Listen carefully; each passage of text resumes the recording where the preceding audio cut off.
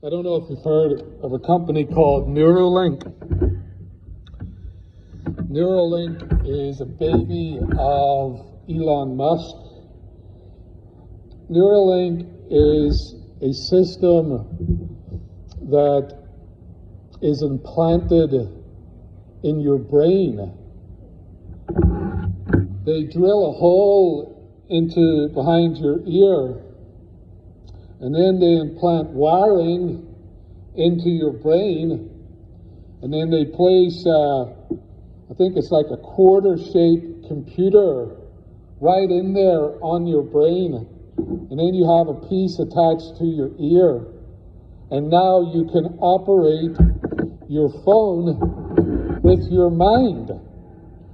Now, this was the first human implant was done this past week. And there was an announcement, I think it was on Monday or Tuesday, that the patient is recovering and they see this as a great success. Now, they hacked your computer and they've hacked your phone. And if Neuralink takes off, they're going to be able to hack your brain. You'll have advertisements just popping up in your mind endlessly. You'll be getting those phone calls, solicitations for insurance on your car and stuff just in your mind. And they say, but this is advancement. They tell us that we'll be able to read each other's thoughts. We'll no longer need to speak to one another. Well, that's the end of marriage. Marriage is done. The only thing holding marriages together at times is that we can't read each other's thoughts. So they're destroying marriage and friendships and all of those things. And what will governments do with this technology? Implants in your brain. They've already got speakers on the phones that they're able to tap into. What will they do if they can tap into your brain? The Chinese government came out this past week after the announcement of Neuralink. They came out and said, we already have teams working on our product. We've been studying this for 5 or 6 years, and we're going to bring out our technology. This is one of the worst wicked governments on the face of this earth, who are already monitoring all of their citizens with facial recognition. They no longer have money. You have to withdraw it from the bank credits that the government give you, and if you do things or say things that they don't like, you can no longer travel, no longer have access to the luxuries in life, and probably no longer be able to buy food. And they're going to mass produce these brain implants. There's only one bright side here. They're made in China, so they'll only last for about a week.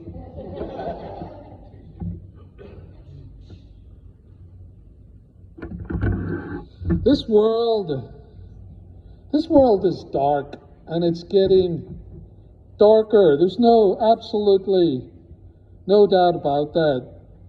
Now, the problem with the world that we live in, this darkness is not brought about by lack of resources, or education, or housing. It's not a lack of human rights that we have. That's the problem in the world that we live in that makes it so dark at the moment. It's definitely not a lack of technology. Technology seems to be perpetuating this darkness that we live in. The problem is man. Mankind as a whole is the issue. We've been making this a world of darkness since we discovered fire and the wheel and all kinds of technology. We've been making this world a world of darkness, and the problem is man.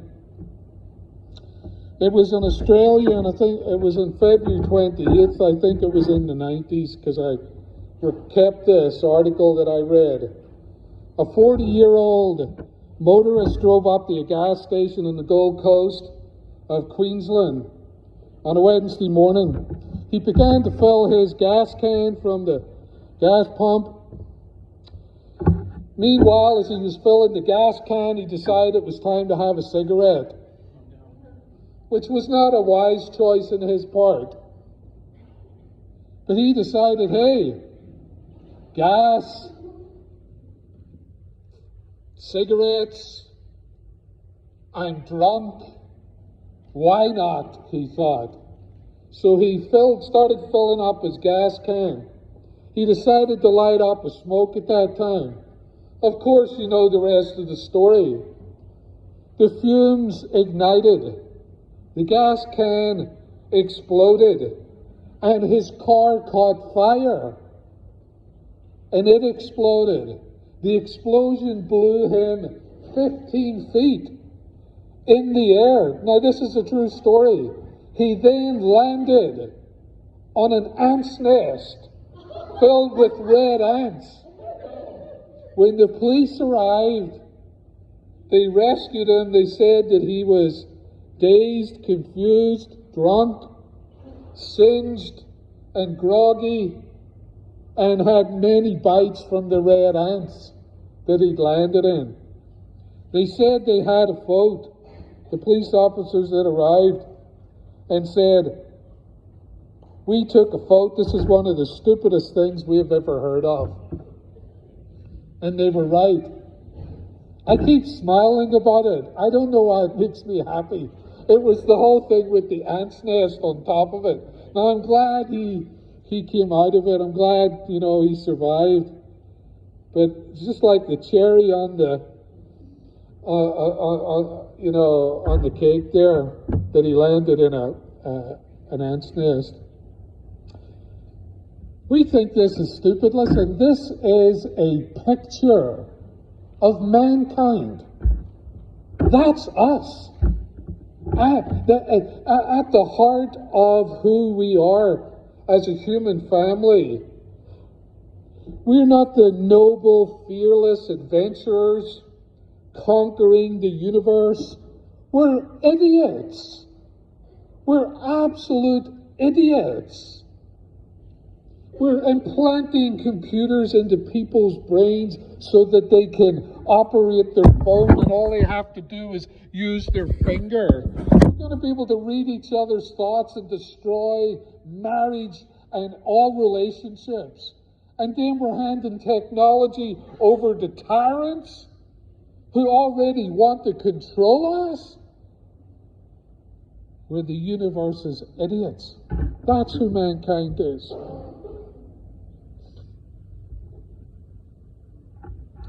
But Christ came into the world. Christ came into the world to save us. He came into the world not to save us from our bad habits, not to save us from our character flaws, or our misjudgments, or our lack of education, or our bad environments, or our poor planning. Christ came into the world to save us from the darkness of ourselves and the darkness that we've created, to bring us into the light of the Son. The world that man has created is filled with darkness, but God is light. Light in the darkness. This is the message we have heard from him and proclaim to you that God is light, and in him is no darkness at all. What does that mean, that God is light? Well, it means that God is everything that is good. He is love, he is joy, he is peace, he is patience, he is kindness, he is long suffering. That's who God is. And that's just a taste of what it means that he is the light. And what's good about this for us? Well, God is everything that we are looking for in life, and more than we're looking for.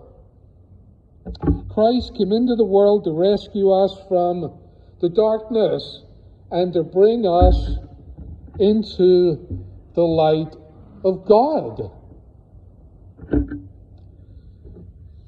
I don't know if it was his 5th or 6th birthday. Let me ballpark it. 6. That would have made me 5 years old. Because Neil's a year older than me. And I vaguely remember the preparation for the party. It was going to be a big one. And we were having relatives come in from out of town. And neighbors were coming in as well.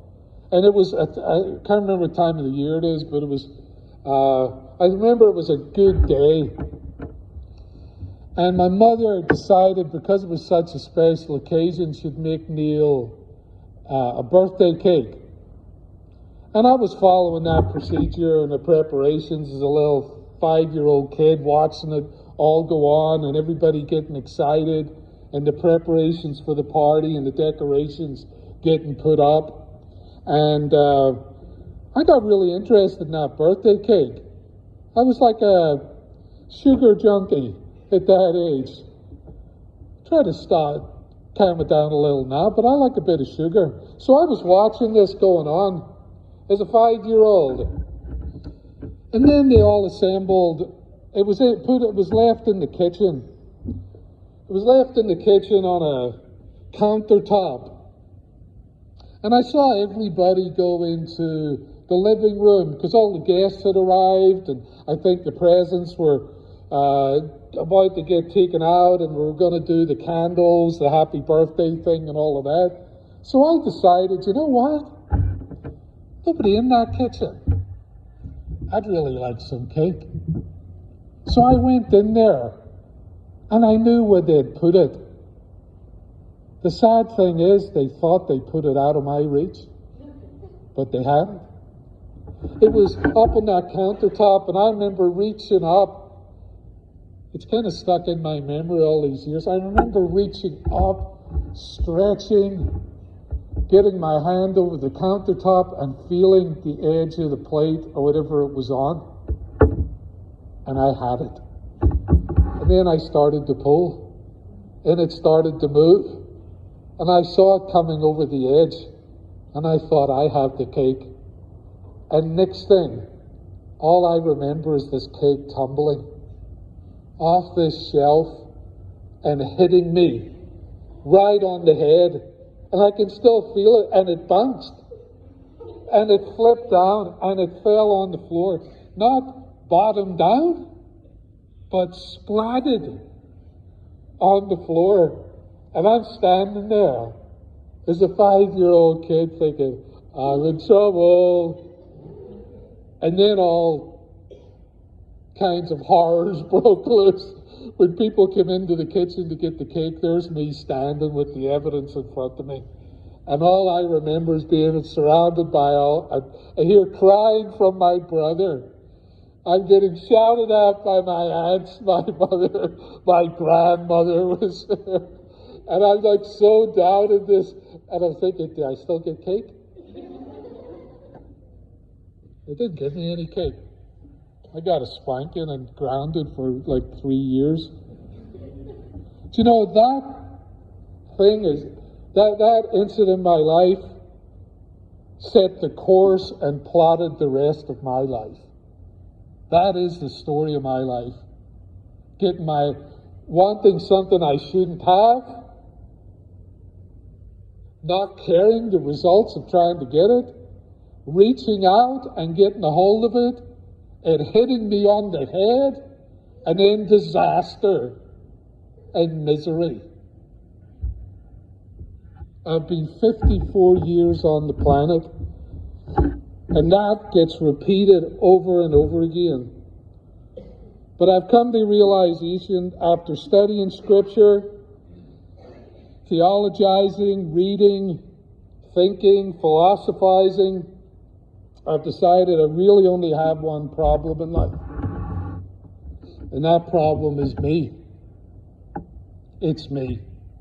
It's not you. I like to try to make it you. I come up with all reasons why it's you. And I'm not saying that you're perfect. You're not. But the problem's me. It's not you. I'm not a good man. I'd like to be a good man. But I'm definitely not a good man. In fact, the more I think about it, I'm kind of bad across the board. I'm a bad husband. I'm a bad brother. I can't even remember my brother's birthday, the one whose cake fell on my head. I don't know what it is. So I'm a bad brother. I'm a bad uncle. I don't know what's going on in my nephew's life. I barely care. So that makes me a bad uncle. I'm a bad neighbor. I'd say I'm a bad leader. I'm a bad follower because I don't listen. I don't listen. I go, okay, yes, Jesus, that's what I'm to do. Absolutely. Yeah, it's very clear. It's black and white. You know, no ambiguity here. And I'm like, yeah, I'm not listening to that. I'm not going to follow. That makes me a bad follower. I'm bad in so many different ways. Someone says, well, don't be too hard on yourself. Listen, I'm bad at caring, so don't worry about me. I don't really care. Now, you might not be like me. I think you're probably further ahead in this race and on this road to being like Jesus than I am. But in light of all of that, I think I have to confront the fact that Jesus came into the world to rescue me from me. Christ came to rescue us from ourselves. Christ came to lift us. Listen now, I'm nearly done. Listen, He came into the world to lift us out of the problem lives that we create and man has created in this world, to take us out of the darkness and bring us into the kingdom of light. Out of the chaos, out of the anarchy, out of the craziness, to bring us into the kingdom of the light of God. Out of my own mania, out of the strange and terrible decision that I make to bring me into His calm and peaceful and rational and logical and productive ways into His light. That's why Christ came. The environmentalists, some people call them tree huggers. That's not very nice, but let's call them tree huggers, right? The tree huggers in the Northeast. Do you know the people who just worship the earth? The people who bow down to Gaia? The people who, think that the mother's got a plan for you? Well, you want to find out what the mother's plan is for you? Go up to the hills around the Bezler's place in the dead of night, by yourself, with stakes all tied to you. And you're going to find out the plan the mother's got for you, because it will drag you away by the throat and savage you. That's the plan the mother has for you. Well, these geniuses in the Northeast decided we were cutting down the limbs of the beautiful trees that they like to look at in the fall. And the fall is beautiful up there when the leaves change. Well, these Einsteins complained about it. Don't cut down the limbs Don't touch the trees. We're destroying nature. We're all meant to enjoy it. Oh, well, what happened next? You have a northeasterner up there, they call it.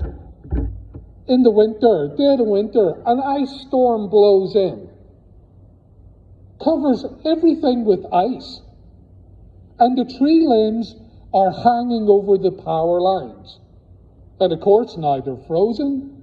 They get so heavy, they smash down onto the power lines.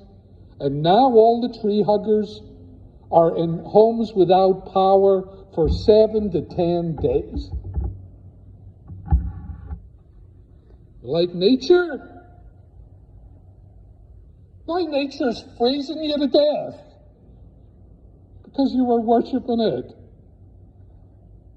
So we're 7 days into this thing. Well, the first day we had, only by the grace of God, had a generator plugged into the house to keep everything going. So we cranked that up, and by the grace of God, it works. We got all the necessities going, the water pump going, refrigerator going, heat's running. We didn't have everything that we needed, but it was better than our neighbor. 7 days in, all our neighbors got a light bulb. One light bulb. I was going down to the grocery store. It was having problems getting groceries. Everybody is starting to get very squirrely, getting very angry, very selfish, grabbing stuff from other people on the grocery stores. Listen to me. We are 9 square meals away from anarchy in this world. You don't get 3 days of 3 square meals a day, the darkness in this country is going to be revealed. But I digress. So my neighbor's sitting with a light bulb in his house. That's all the man's got. So what do? Well, we run a power line over to his house so he can plug his fridge in at least. He can get a heater turned on. We run the lines over to his house, and now he's more comfortable. Does he have everything that he wants? Absolutely not. But he's definitely in better shape than he was.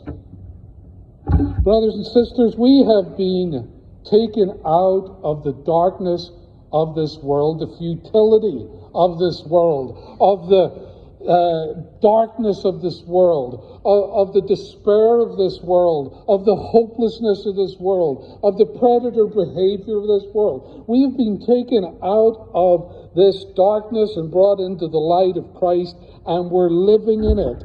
We're enjoying the blessings that only come to us through the light that is Jesus Christ. We're enjoying them.